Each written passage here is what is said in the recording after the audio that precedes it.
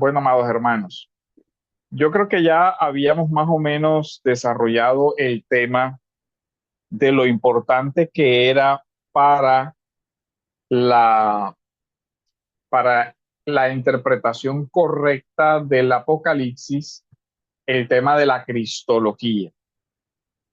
No vamos a poder estudiar todos los títulos cristológicos como lo estamos con todo detalle, pero sí quiero que los identifiquen. Quiero que identifiquen cómo el tema preponderante de este libro de Apocalipsis es Cristo. Cristo es central.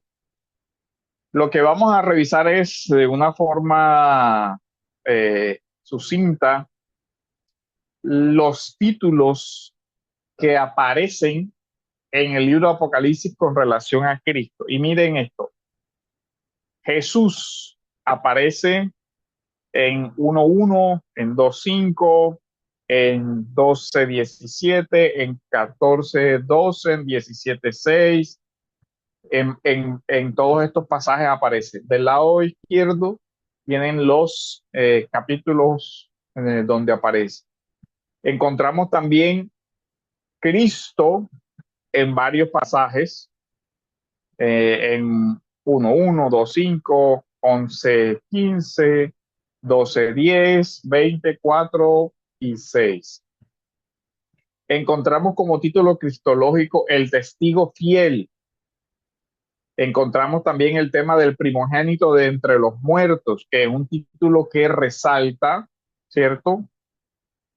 La resurrección de Cristo como el evento que da una nueva creación, y que es el evento que también, al ser primogénito de entre los muertos, habla también de que todos nosotros somos parte de esa cosecha que va a resucitar después. Él es el primero y sigue consecuentemente su pueblo.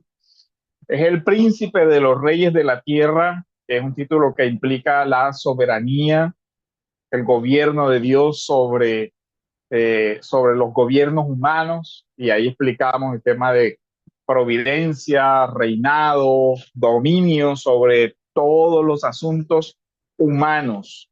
Es el príncipe de los reyes de la tierra. Con relación a su iglesia, la obra redentora, en 1.5, el que nos ama y nos ha lavado con su sangre de nuestros pecados. Miren que este título va muy unido a otro título que es Cordero, porque es por medio de la sangre del Cordero que se limpia. Resalta que el amor de Dios es el motivo redentor, nos ama y nos ha lavado, y nos ha lavado, nos lleva al sacrificio por medio de su sangre. Y el efecto para con nosotros de la justificación, pues nos concede por medio de su sangre el ser perdonados o el ser lavados de nuestros pecados. Luego viene un título que está relacionado con el efecto de esta redención sobre la iglesia, que es que ha constituido, o por medio de la sangre, por medio de su redención, ha hecho de nosotros un reino de sacerdotes para Dios su Padre. Ahora, ¿esto es cumplimiento de qué cosa? ¿Se acuerdan dónde está esa promesa?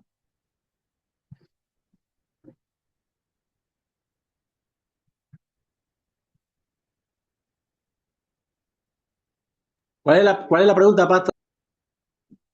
¿Dónde aparece el tema de un reino de sacerdotes? En Éxodo, ¿se acuerdan?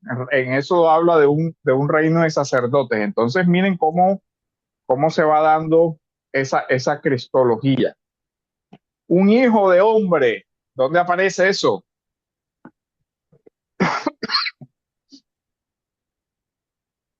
¿En qué otro libro de la Biblia en el Antiguo Testamento aparece el hijo del hombre? Esta sí está Ezequiel o Daniel. fácil. Daniel. Ezequiel o Daniel. Daniel. Entonces, miren que los títulos cristológicos son también tienen raíz en el Antiguo Testamento. Primero y último, y este título que dice, el que vive y estuvo muerto, pero ahora estoy vivo por los siglos de los siglos y tengo las llaves de la muerte y del Hades. ¿Cómo ven ese título? ¿Qué analizamos de estos títulos?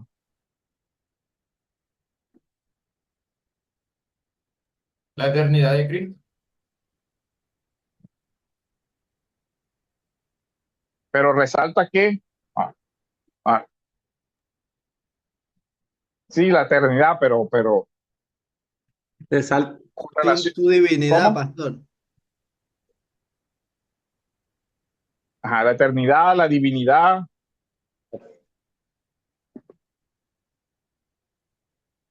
la resurrección, ¿cierto?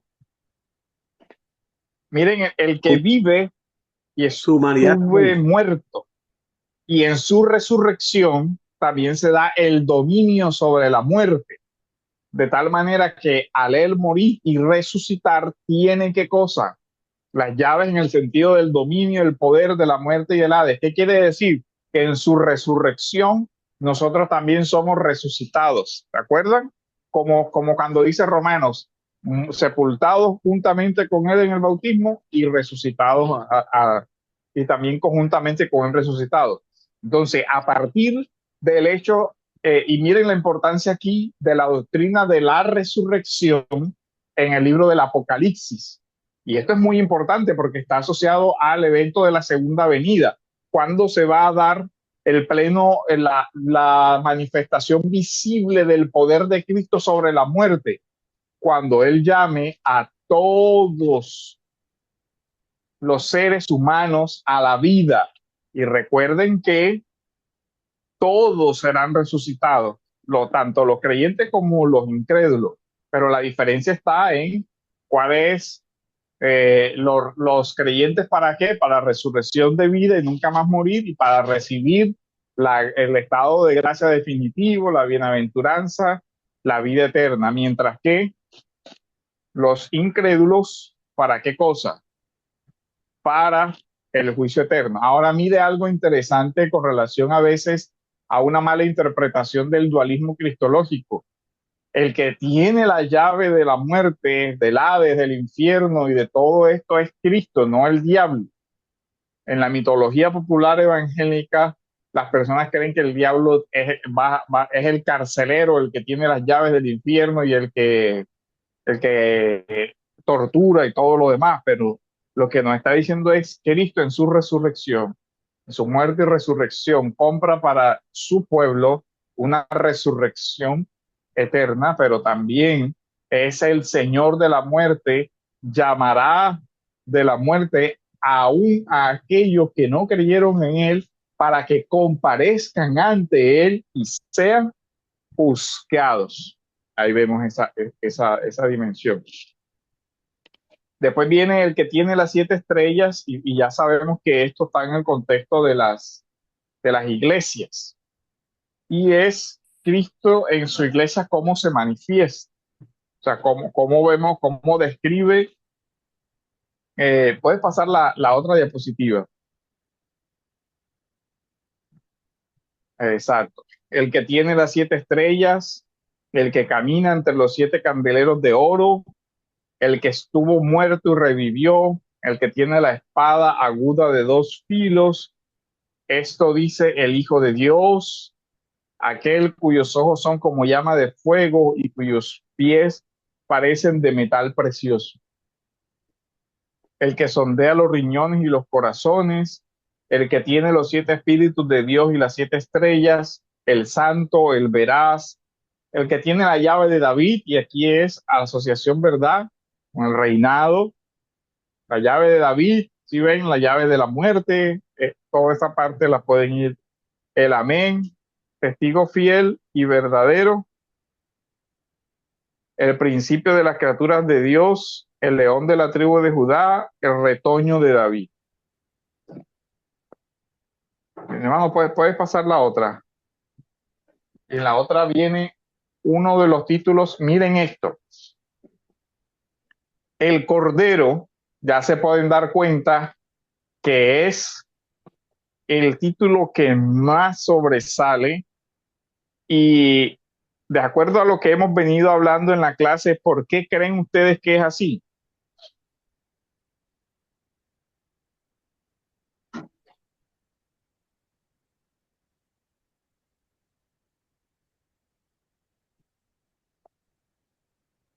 A ver, El acto del sacrificio o sea, lo que usted hablaba la clase pasada, de lo de la Pascua, que tenía que ver con el sacrificio. claro, ¿qué más? A ver, ¿Cuál es la pregunta, Pastor? ¿Cuál es la pregunta? ¿por qué creen que es tan preeminente el título, el uso del título Cordero? Miren todos los versículos donde aparece.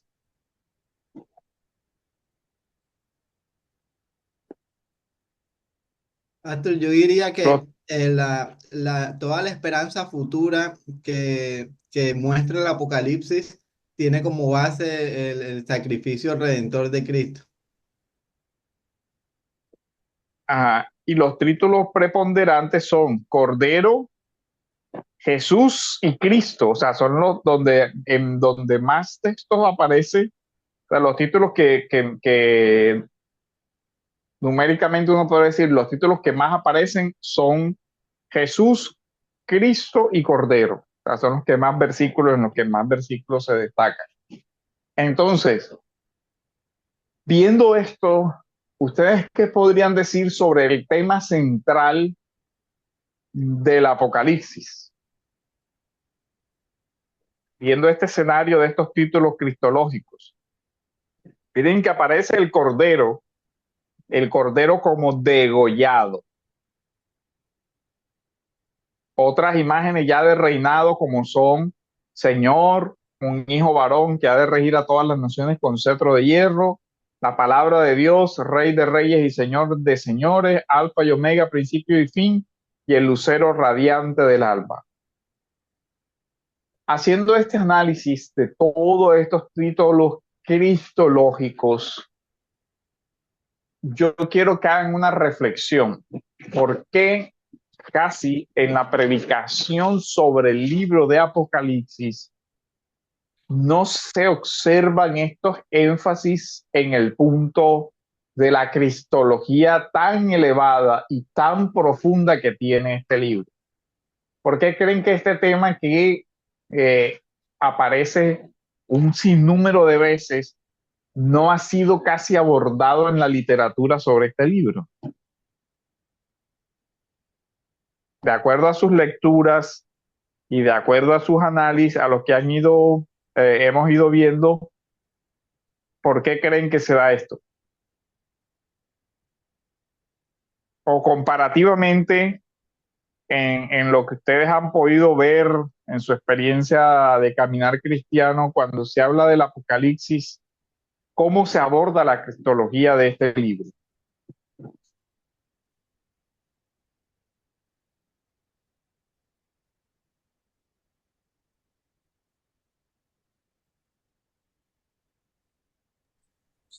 Bueno, Todos en en silencio. cuanto a lo que he leído de los libros, bueno, el de Monse y el que empecé a leer ahora, yo creo que los autores o los exegetas, las escuelas de interpretación, o bueno, de lo que hemos leído, tratan más es de si los eventos por venir ya se dieron, no se dieron, o sea, tratan más como en el fondo de como la estructura, cuál es como el lenguaje, si es simbólico, si no es simbólico, y y lo que usted quiere decir aquí acerca del cordero, cordero degollado, es como la base de que ese sacrificio redentor en la cruz es lo que va a traer la libertad o ese final añorado que el pueblo, al leer ese libro de Apocalipsis, va a obtener, o sea, esa victoria como en su reino. Entonces, yo pienso que cuando uno escucha Apocalipsis o estudia Apocalipsis,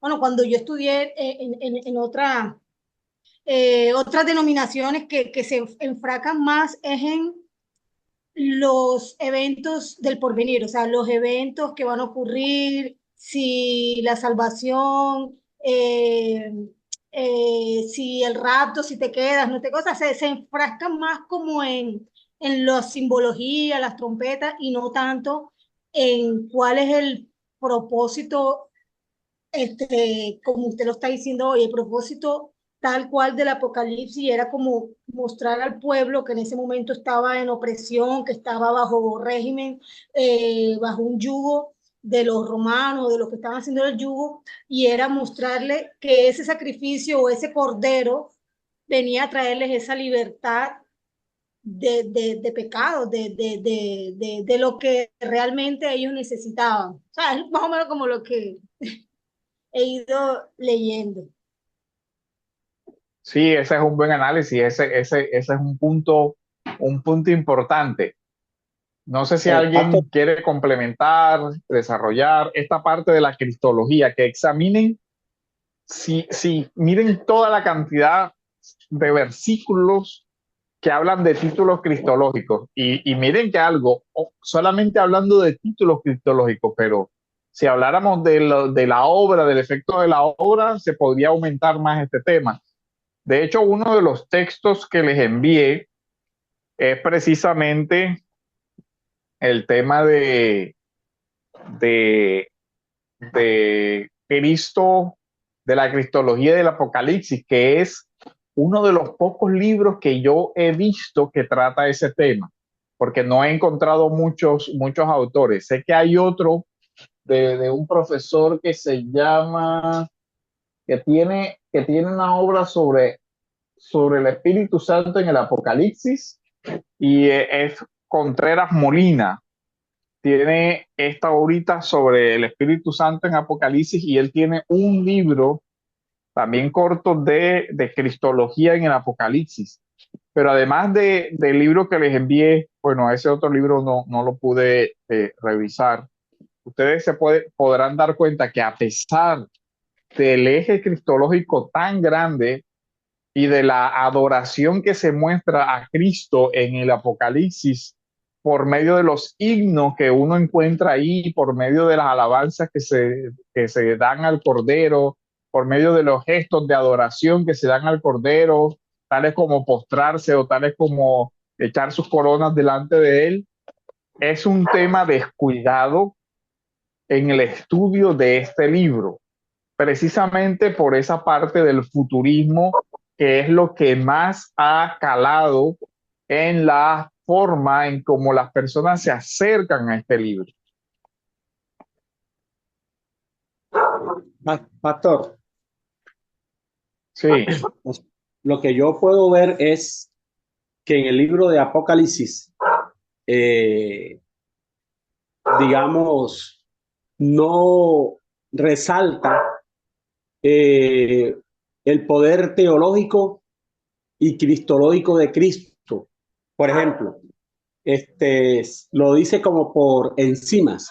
O sea, yo creo que es porque, lo dice porque prácticamente Apocalipsis es la culminación final de todos los libros, tanto del Antiguo como del Nuevo Testamento. Entonces, es como cuando el autor, o sea, Dios, el autor, está diciendo que prácticamente toda la revelación que fue progresiva y acumulativa tiene su culminación final en Apocalipsis. Entonces, creo que no trató de resaltar la parte cristológica en una forma detallada, y no trató de resaltar la cuestión teológica también, porque prácticamente es como si lo estuviera resumiendo. Entonces, como si Apocalipsis presenta como una cristología bastante elevada, donde Jesús es plenamente divino, glorificado, redentor, juez, señor cósmico, y donde la adoración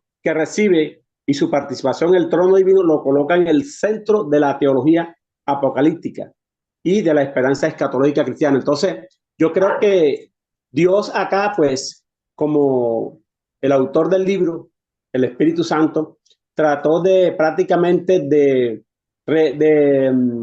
señalar en una forma general todo lo que ya se había expuesto en los libros de tanto del Antiguo como el Nuevo testamentos. Por ejemplo, en cuanto al Cordero se refiere, por ejemplo, cuando dicen que aquí le da el título a Jesús de el Cordero, ¿verdad? Entonces, aquí lo que está diciendo prácticamente es que el Cordero, el Cordero inmolado, es adorado como Dios. Es decir, que tanto el Cordero inmolado, que es Cristo, son adorados igual que es como nosotros adoramos a Dios Padre, compartiendo el trono, la gloria con el Padre. Entonces, esta imagen resalta su sacrificio redentor y su divinidad divina. Por ejemplo, si analizamos, por ejemplo, el alfa y el omega, principio y fin, estos títulos son aplicados a Dios y a Jesús, que también subrayan la eternidad y la divinidad. Y así, muestran a Cristo como Señor del tiempo y de la historia. Entonces, cada uno de estos títulos cristológicos nos dan una herramienta necesaria para asociarlo con las tres personas de la Trinidad, ¿verdad? Como una unidad inseparable.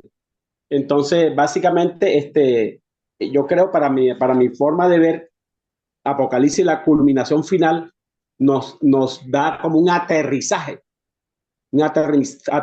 acumulativa de todo lo que los demás libros, mejor dicho, la cumbre final o el cumplimiento final de, del Nuevo Testamento y del Antiguo Testamento está en Apocalipsis. Claro. ¿Hay algún otro comentario de esta parte de la cristología para pasar al otro tema? Pastor, yo quería como confirmar lo que usted decía, que de pronto en la tradición o la predicación de pronto evangélica se centra mucho como en ese futurismo. Entonces parece que cuando se aborda el Apocalipsis es como si se dijera que el paso de Cristo en su primera venida hubiese sido como fugaz, inadvertido, pero y él va como a mostrarse tal como es ya es en su segunda venida y es donde lo van a ver como rey, como señor. Da la sensación que lo predicaran así cuando se aborda el Apocalipsis, pero creo que estos títulos lo que dicen o confirman es que lo que él hizo en esa primera venida, ya, o sea, afirman que su obra, prácticamente como dijo él en la cruz, fue consumada en esos eventos, cuando él fue sacrificado como un cordero, que él ya es rey, ya es señor. Entonces, el Apocalipsis simplemente está como confirmando eso que él ya es, y no es que eso él apenas lo va a hacer ya en los eventos finales con esa visión futurista, sino que ya él es rey, ya él es señor, ya él es todo lo que Dios es. Sí, claro, ya Cristo reina ya, no es que va a reinar. El reino será consumado en una etapa, digamos, en esa segunda etapa de la venida, pero ya todo esto que describe Apocalipsis hace parte de quién es de quién es el Señor. Bueno, entonces vamos a entrar a la otra parte, si puedes ayudarme ahí con con la diapositiva. La simbología, digamos los símbolos. ¿Han podido leer los capítulos, el capítulo del libro eh, este que les envié sobre los símbolos? ¿Han podido leer ese capítulo? Los capítulos que les señalé de donde precisamente habla del tema de la simbología.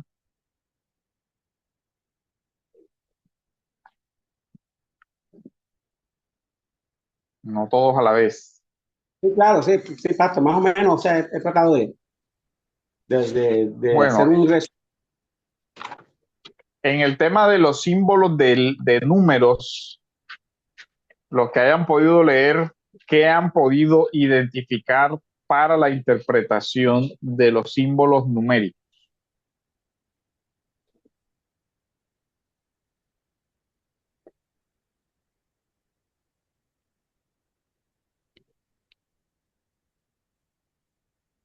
Sobre los símbolos numéricos que pudieron identificar.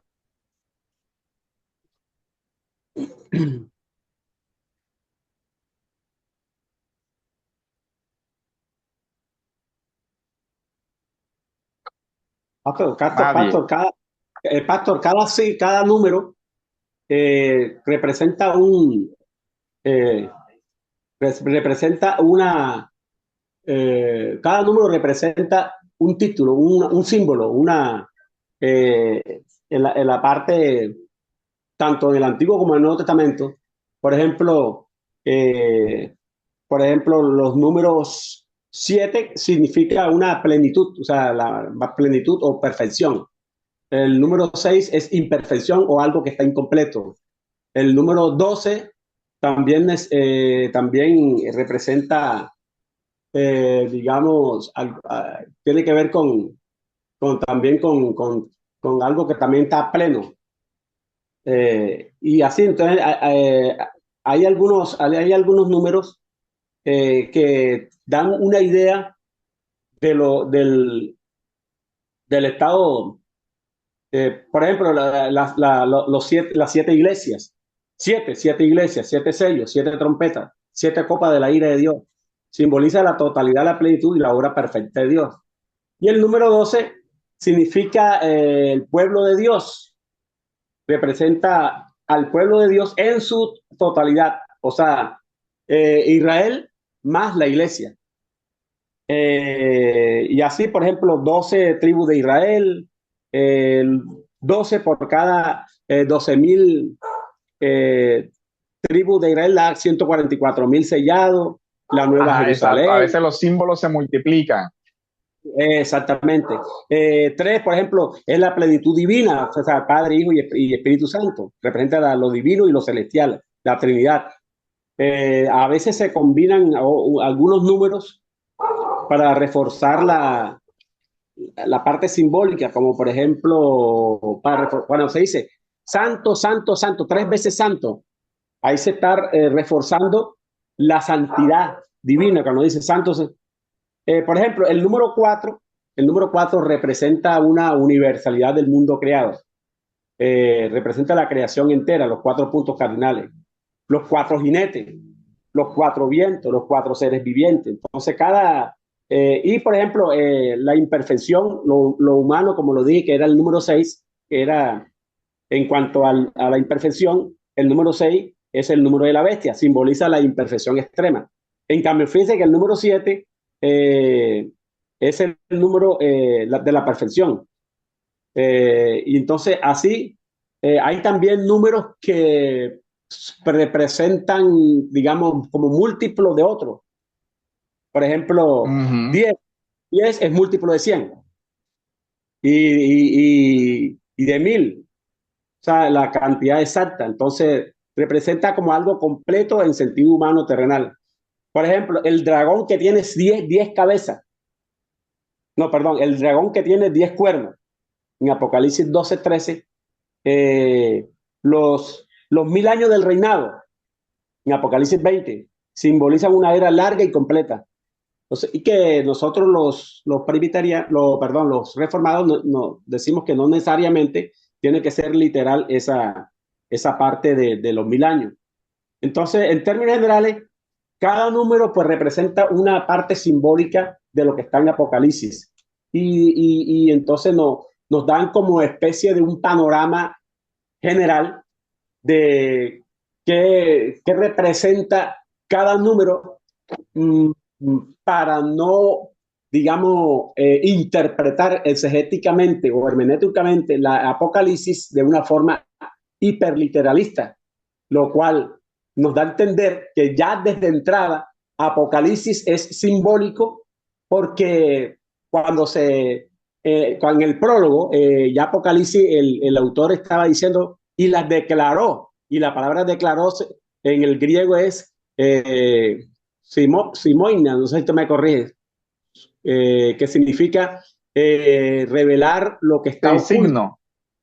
Ajá. Simo, sí, revelar lo que está oculto, exactamente. Entonces ya de entrada, Apocalipsis nos está diciendo un panorama general de que Apocalipsis no es literalista como creen los futuristas y los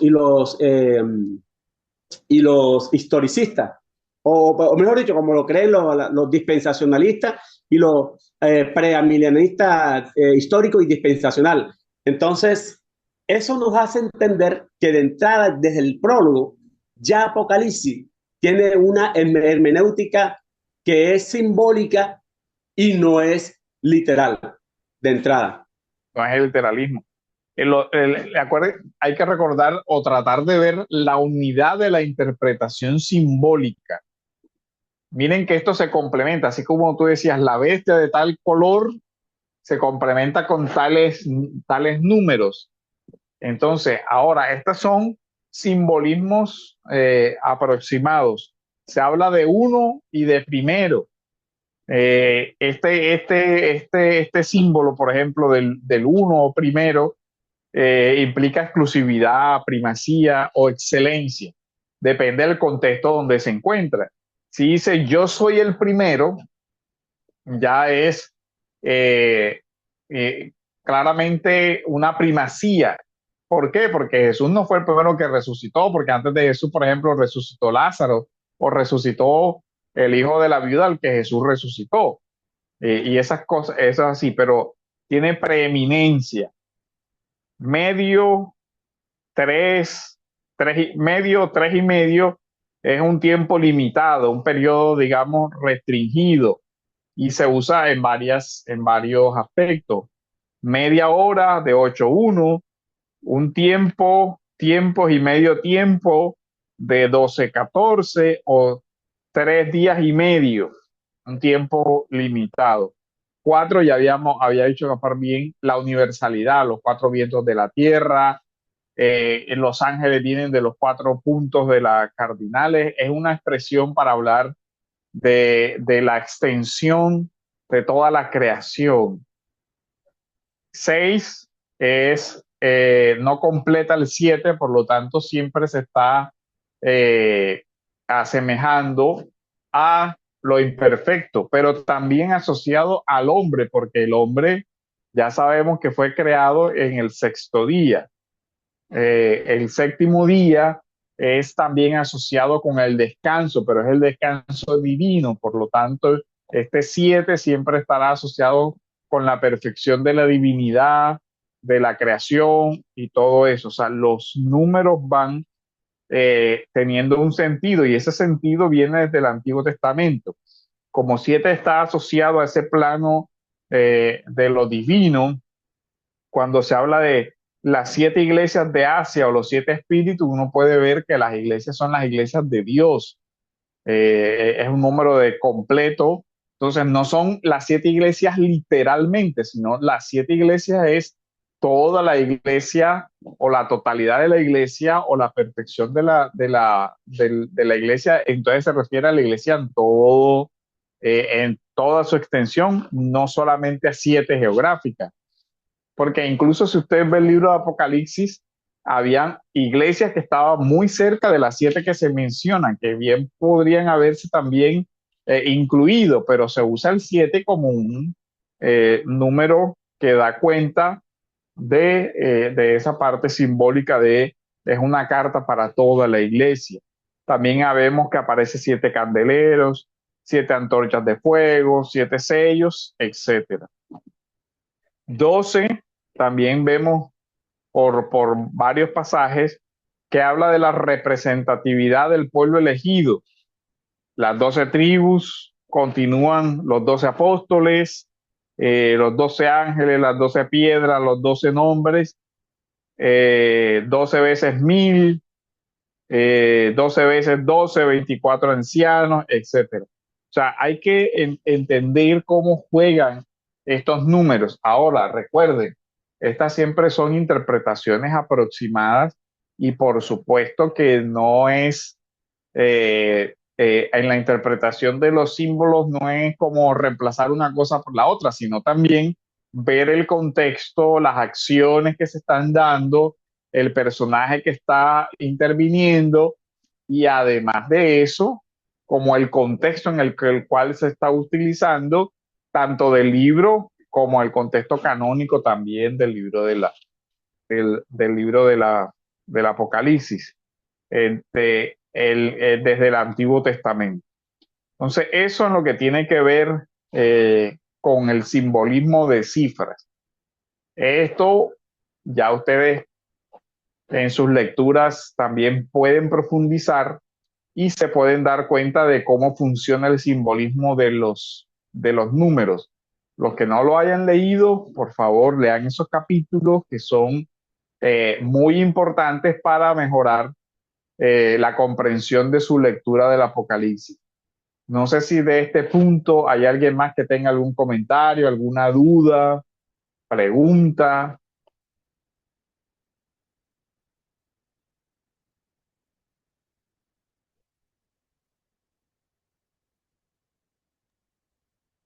¿No hay? Pastor, tengo varias preguntas con respecto al número. La primera es, por ejemplo, ¿cómo se sabe si o qué se hace que un número sea real? Esa es la primera pregunta. Pues sí, que sea un número Que tenga real un que realmente... significado, que tenga un significado literal. Sí, claro, sí. Porque Bueno, realmente, la regla general es que debería, que como en general el libro es simbólico, se debe tratar de buscar como el significado del símbolo, a menos de que sea pues algo que rompa, que sea como muy evidente o que sea digamos, contra un elemento de doctrina claro. Por ejemplo, hablar de los 7 espíritus de ninguna manera se podría interpretar diciendo que entonces eso significa que la Trinidad siete espíritus o que el Espíritu Santo tiene 7 espíritus o cosas así. O sea, entonces en general uno ve que el significado siempre va a estar dentro de ese tema simbólico. Yo no creo que pueda haber un significado literal, pero sí que el símbolo muestra eventos, como el ejemplo de los 12 apóstoles.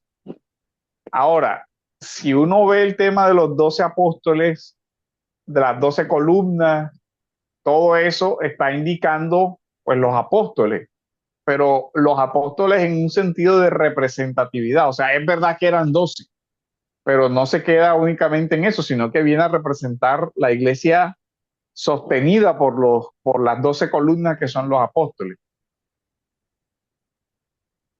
listo, Pasto. Y la otra pregunta, pues, enfocada para, digamos, te sabes que hubo una audiencia original, ¿verdad?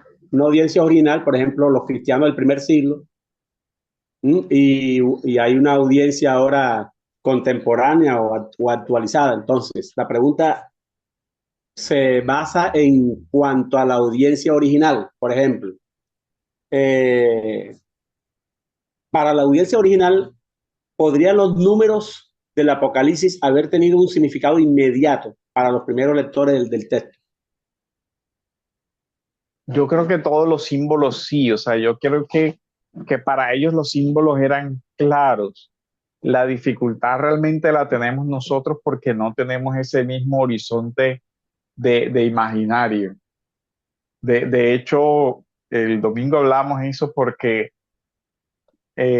tocábamos el tema, bueno, los colores, y si a alguien en el mundo romano se le habla del púrpura y todo eso, más o menos identificaba que eran colores imperiales, o si alguien, los escudos de los que habla, las imágenes del águila y todo eso, la persona podía como que, porque eran símbolos, escudos que veía a diario en los ejércitos, o eran cosas que eran cotidianas para ellos, pero que al no ser cotidianas para nosotros, a nosotros sí nos cuesta eso porque tendríamos que ir a reconstruir eso.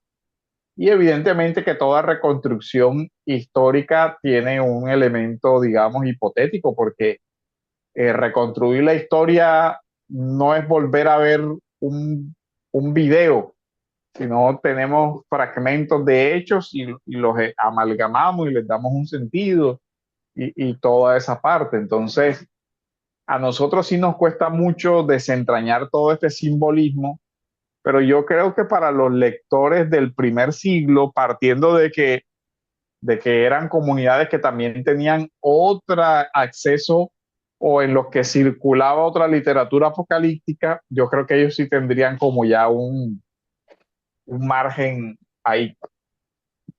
Yo creería que para suplir eso, entonces nos tocaría, digamos, explorar, por ejemplo, los libros apocalípticos del periodo intertestamentario. Es como la forma como yo creería que se podría suplir nuestro desconocimiento del imaginario de los símbolos, porque yo creo que esa literatura previa, de hecho, por ahí hay un texto que tiene editorial Querigma que es una traducción sobre, creo que se llama La imaginación apocalíptica. Y el texto me parece muy interesante, pero lástima que no aparece como agotado, pero creo que ese texto podría ayudar muchísimo a esta comprensión.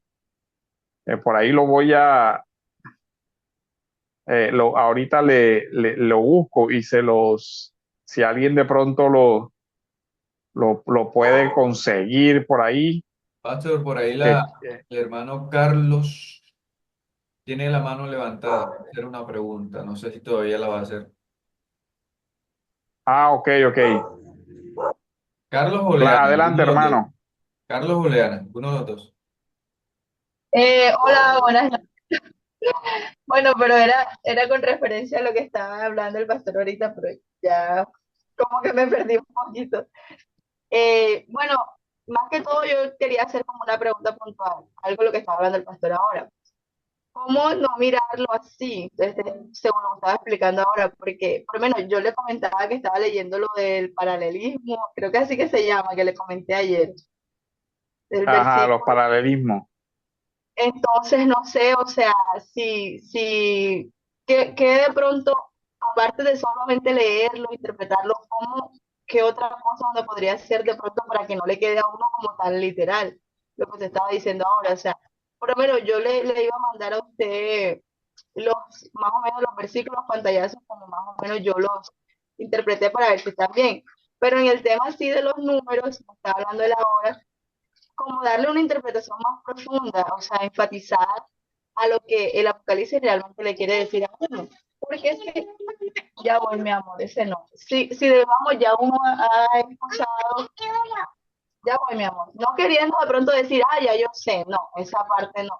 Pero sí como que, bueno, ya lo que usted hablaba ahora, uno, pues, los 7 espíritus, las 12 tribus, todo eso, pero darle una interpretación, o sea, esa parte me ha costado. Por ejemplo, yo empiezo a leer los 144.000 sellados y ya uno ya viene como con una enseñanza, ¿no?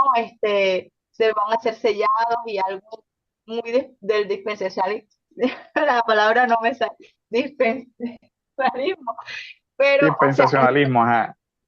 en relación a eso, entonces yo quiero pues poco a poco ir leyendo, ir cambiando eso, pero realmente ahí en esa parte, como no ser tan literal, a eso más o menos era mi pregunta. Bueno, ahí ayuda el tema de identificar la unidad del símbolo. Y es una lectura más de cuidado porque el ejercicio podría ser de la siguiente manera. Donde aparezca el número, por ejemplo, este número 7 aparece aquí, aquí, aquí, aquí, ir identificando cómo se usa para que veamos la unidad del número. Si vemos el 12, dice, oye, siempre que se usa este número, se está refiriendo a algo relacionado con con el pueblo, con la iglesia. 12 apóstoles, eh, 12 tribus, 12 esto, 12 tal. Entonces sería ir tomando el ejercicio de hacer como, ¿cuándo se usa este número? ¿En qué tema se usa este número? Ir descifrando por qué se usa el número, ¿cierto? Entonces, ese es el ejercicio con todos los símbolos. Es decir, cuando a mí me aparece que dice Jesús estaba vestido de blanco, bueno, listo. Luego me dice, y el caballo era blanco. Luego me dice, una nube de tal color, blanca, eh, la vestimenta blanca. Luego me dice que los santos se lavaban en la sangre del cordero y salía blanco. Entonces, cuando usted va leyendo esos pasajes, tiene que identificar el sentido. Entonces, por lo general, si uno ve el tema de blanquear sus vestiduras en la sangre del cordero, ya uno imagina enseguida que se trata de santidad, ¿cierto? O perdón, o limpieza, pureza. Entonces, blanco estaría asociado a pureza, limpieza, etcétera, etcétera. Entonces, yo voy teniendo en cuenta cómo aparece en todo el libro, en toda la carta del Apocalipsis, cómo aparece ese número, refiriéndose a qué, se usa para qué. Siempre que aparece el 4, yo veo que se refiere a un juicio sobre todo. Ah, ok, entonces el 4 está asociado a la totalidad. Y así lo voy encontrando, pero tendría que ir uniendo los contextos donde aparece el número para ver cómo el símbolo forma una unidad. No sé si logré de pronto. Sí, bueno, que sí se puede porque no sé si da el tiempo. Quería mostrarle como un pequeñito ejemplo de los dos versículos para ver si estoy bien. Si es así como usted me explicó ahora. No sé si da el tiempo. Bueno, si quieres si me lo puedes Sí, mandar vale, vale. ajá, al WhatsApp. Y Sí, miren algo, aquí se requiere que trabajen un poquito sobre la literatura, la poética hebrea. Los paralelismos y todo eso se encuentran mucho en los salmos, en los proverbios y la poética, la poesía hebrea. En el libro que trabajó o en el libro que trabajamos cuando dimos hermenéutica, que es el libro de Scott Duvall, tiene en esa parte de la poesía hebrea y en la parte del libro de proverbios les puede enseñar cómo leer esa parte de los paralelismos. En general, los libros que introducen la literatura hebrea hablan de esta parte de los paralelismos y eso les podría ayudar a familiarizarse más con esta parte de las estructuras y todo eso. Uno de los libros fue el que le recomendé de Kenneth Bailey. Él trabaja en el Nuevo Testamento las estructuras de paralelo y tiene un libro sobre las parábolas y me parece muy interesante porque él también reconstruye las parábolas por medio de esta idea de paralelismo. Entonces, pues es bien interesante esa parte. Pero sí, hermano, o sea, no es fácil. Lo que estamos haciendo aquí es un resumen y evidentemente tampoco quiere decir que esto sea como una operación matemática que usted debe hacer. Cada vez que vea el 4 quiere decir tal cosa. No, tiene que respetar la interpretación contextual también, el contexto de que viene hablando y eso. Pero y buscar la unidad del símbolo. No es que esto no es el símbolo o el lenguaje simbólico es una construcción que no es una regla de tres, o no es una operación matemática. Descifrarlo no es una operación matemática porque incluso se pueden dar cuenta que hay veces que hay símbolos que se entrecruzan, como cuando usa las diferentes imágenes de Daniel y las convierte en una sola imagen. Entonces eso, pues evidentemente que hace que la lectura sea mucho más compleja. O sea, pastor, que yo no puedo tomar esos simbolismos y determinar la fecha que regresa Cristo. Claro, yo no puedo usar el símbolo y como, o sea, no puedo ahora, o sea, ¿a qué quiero aclarar? No es que usted entonces ahora va a usar esta tablita como si fuera una fórmula matemática. Aquí reemplazo por esto y me da tanto, como las ecuaciones. Simplemente no, o sea, porque no es tan fácil, o sea, tampoco es que usted va a decir los colores, entonces ahora blanco, esto quiere decir tal, y no, de todos modos tiene que verificar eso con el contexto donde le aparece, ya Sí, sabe. exactamente, es No, como lo dije, obviamente todos saben aquí, lo dije en broma, pero a veces el tema es más serio porque muchos eruditos, entre comillas, toman este tipo de simbolismo y comienzan a sacar conclusiones como este número da tanto, por lo cual esto dice que Cristo vuelve en el año tal, en el mes tal, o lo que dicen los testigos de Jehová, que los 144.000 del Apocalipsis son 144.000 personas literales. Entonces, como usted lo dice, hay que tener mucho cuidado con ese tema, que no es algo tan sencillo como una, un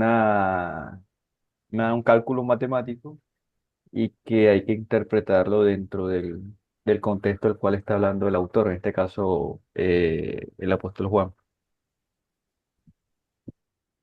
Sí, entonces lo que estamos haciendo aquí es dar como un aproximado del consenso que generalmente se entiende sobre la simbología de colores y números, pero no quiere decir tampoco que usted va a hacer ahí Pastor, una pregunta, ahora, sí.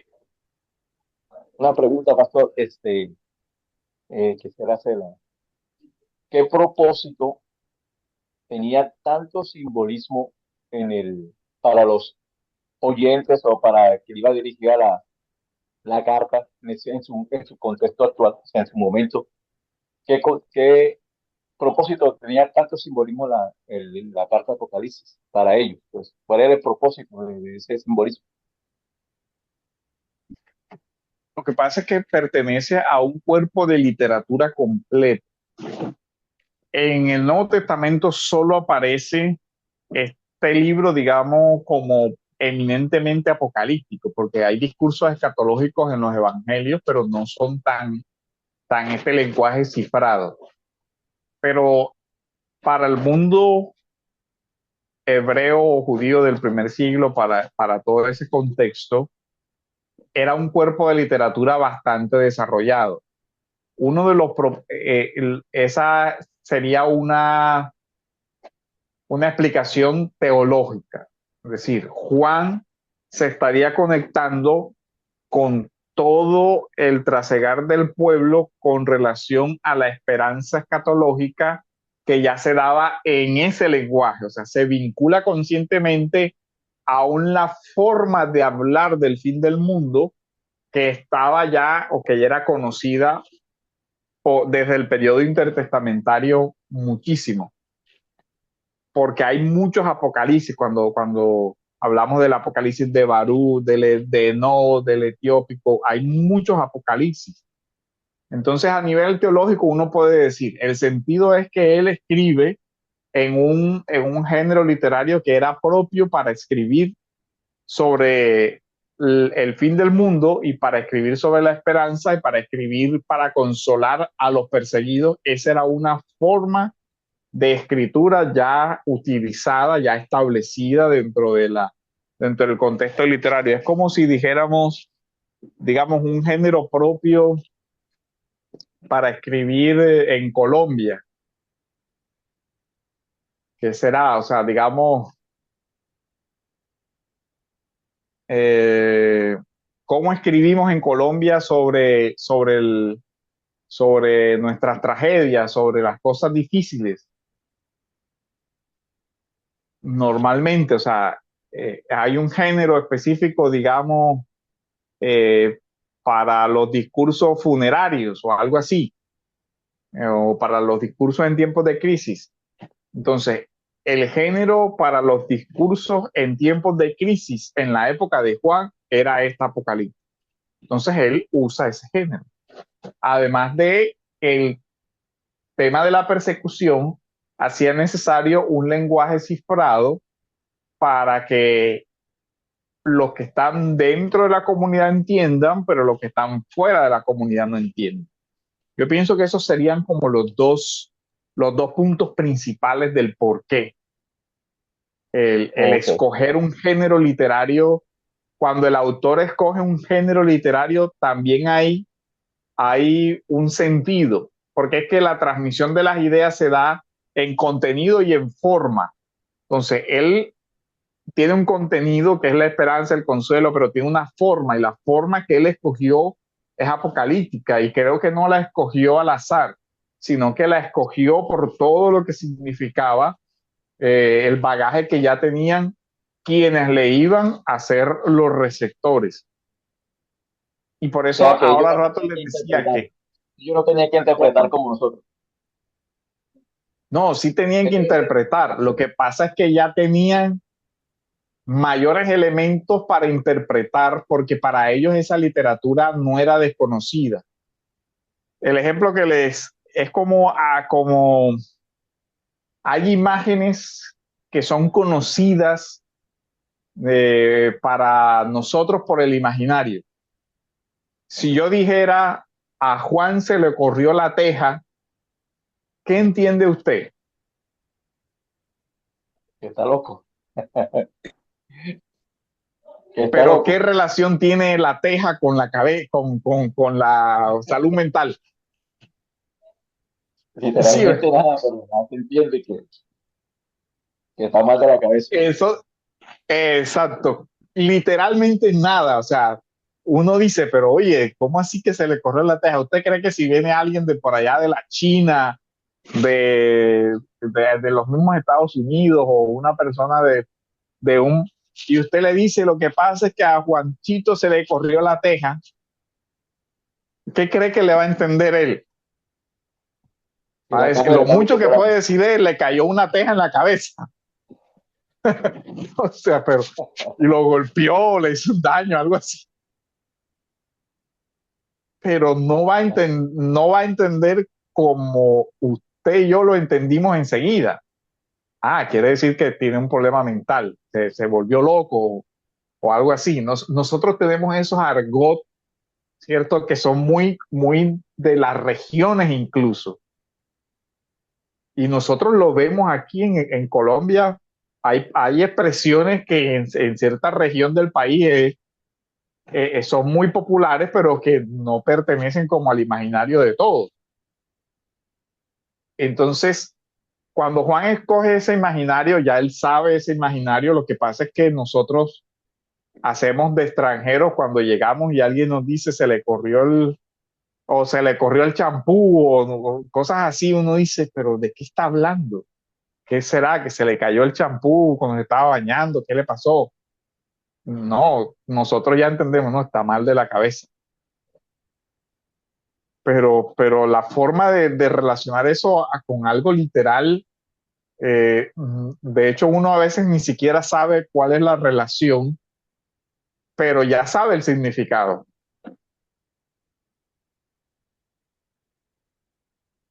No sé si logro como explicarme ahí en esta parte, si se logró captar la idea. Sí, señor, yo le entendí esa parte. Sí, así es. Entonces, entonces eso es muy difícil porque como les decía, tiene uno que irse a cómo se usa el lenguaje para ello. Si nosotros vamos a otro país, hay muchas expresiones que tienen para ellos un sentido coloquial muy marcado, diferente a nosotros. Gaspar, ahí veo la mano levantada. Sí, Pastor, sí, es para hacer un pequeño comentario y a ver si de pronto usted se muestra de acuerdo. Hay quienes creen que los números fueron usados como un código, o sea, por decirlo así, un código secreto para proteger el mensaje de la persecución de ese entonces. Usted sabe que la iglesia del primer Sí, siglo, sí, yo creo que estaba es un perseguida. sentido, o sea, yo creo que es uno de los propósitos, y el otro propósito sería el que estábamos hablando, ya el propósito literario y teológico. Yo creo que, o sea, hay autores que se van más por esta y hay autores que se van más por esto, pero yo creo que no son excluyentes, es decir, no son contradictorios, es decir, que la razón era para que el símbolo fuera claro para unos y oscuro para otros, pero además la forma literaria también dice mucho. Sí. Es Y como, por pastor, ejemplo, usted puede escribir una carta, perdón, usted puede escribir una carta a su esposa, ¿cierto? Y usted sí, le claro. puede narrar, pero usted también le puede escribir una poesía. De ambas maneras lo puede escribir, pero digamos que, bueno, si usted quiere expresar un sentimiento y todo eso y tiene esa vena poética, va a preferir. De pronto el que no tenga la vena poética le va a quedar muy difícil. Y dice, no, yo mejor digo lo que quiero decir enseguida porque me va a salir una cosa fea que yo no, al final no voy a transmitir el mensaje que quiero transmitir. Entonces miren que aquí se vinculan las dos cosas. O sea, incluso hay un tema estético, porque los simbolismos son de un lenguaje muy poético y de una estética del lenguaje muy elevada. Yo creo que eso es bien interesante, o sea, explorar el por qué. De hecho, lastimosamente yo no he tenido el tiempo necesario para leer todos los apocalipsis apócrifos, porque creo que si uno hace ese ejercicio de leer los apocalipsis apócrifos de antes del apocalipsis, es decir, de los apocalipsis del periodo intertestamentario, podría aprovechar mucho más este imaginario. Entonces, ahí está hasta para un trabajo de investigación. La Claro. literatura apocalíptica del periodo intertestamentario y ver cómo es semejante a la del Apocalipsis de Juan.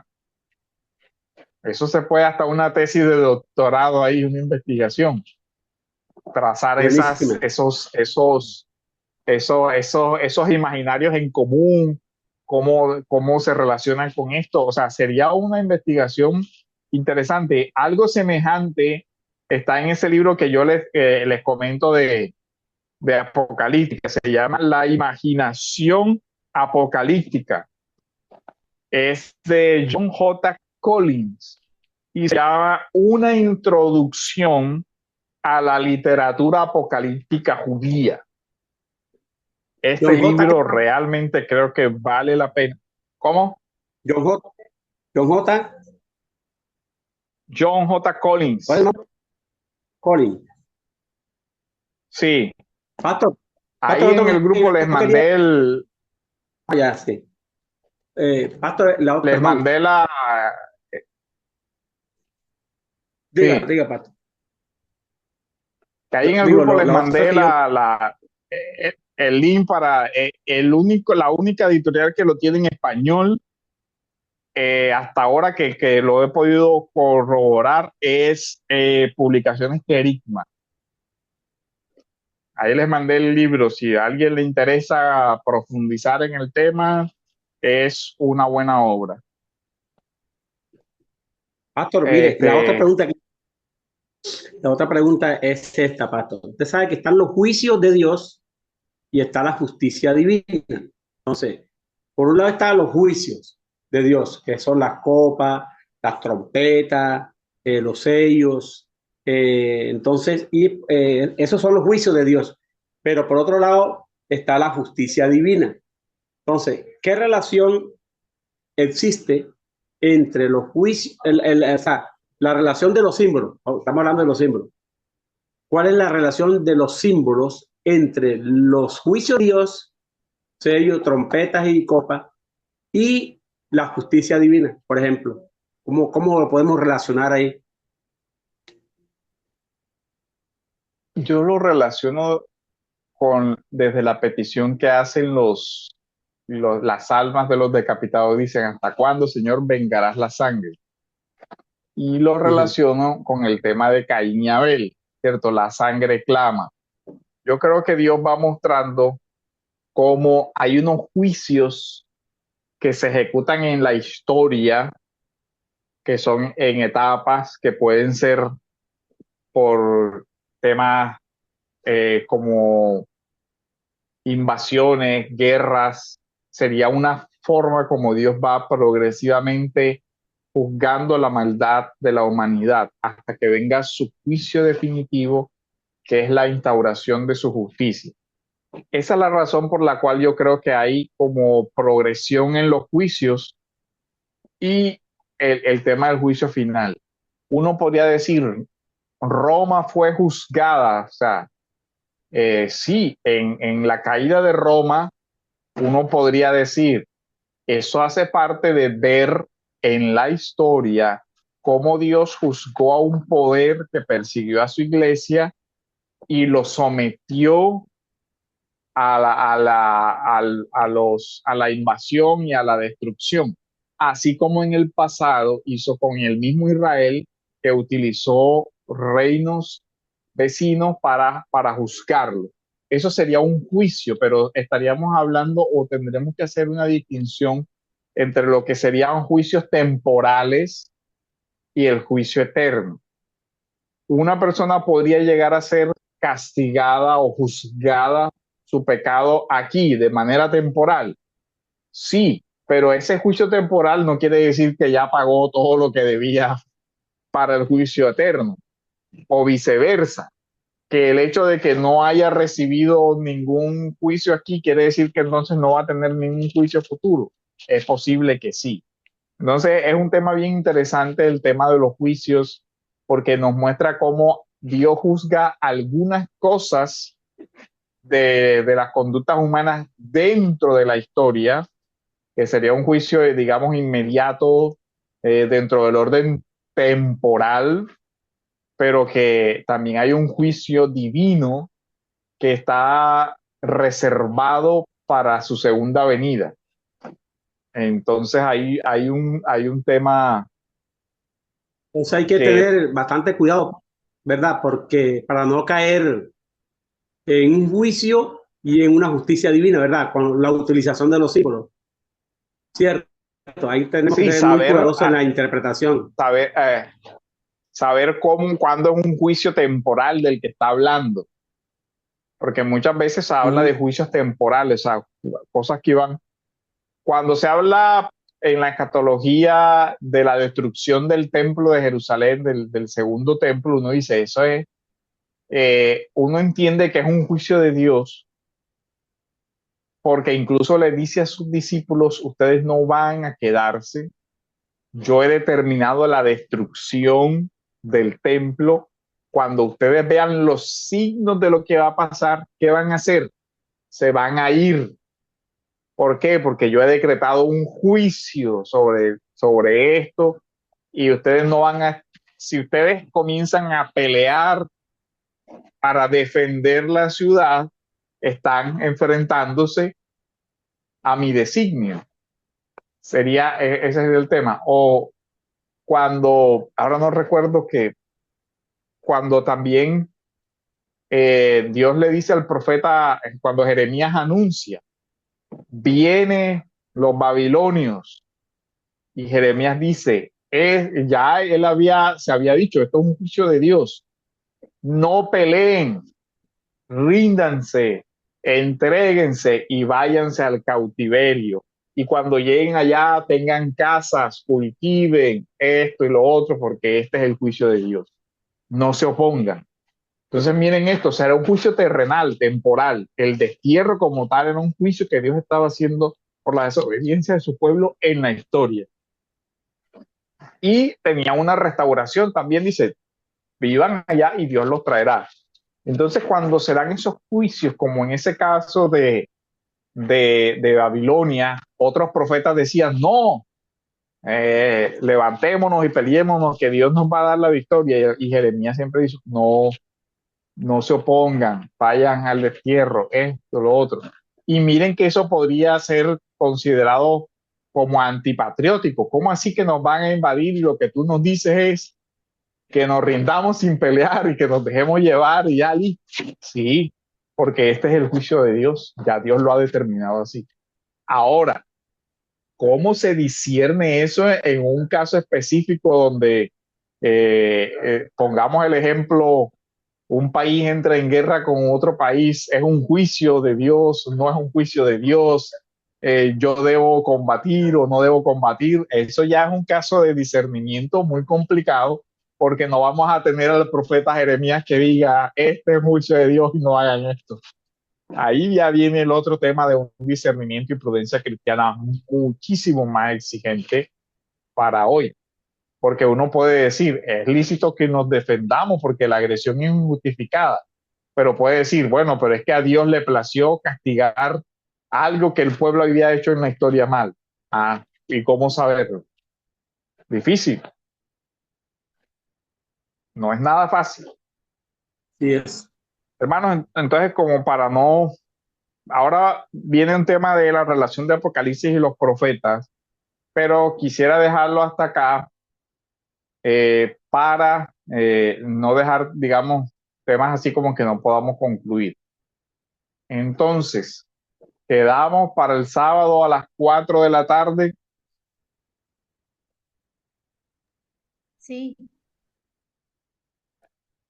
Sí, Nada más señor. contesta, bueno, ya tienen cada quien su tema, ¿verdad? Sus grupos, ya están armados los grupos. Si quieren llevar de apoyo, diapositivas o algo, lo pueden llevar. Preparen su exposición, eh, su argumentación, y entonces nos vemos el sábado a las 4 de la tarde. No hay clase el jueves, ¿ok? El sábado a las 4. Vamos a ver cómo lo grabamos para que nos quede para las clases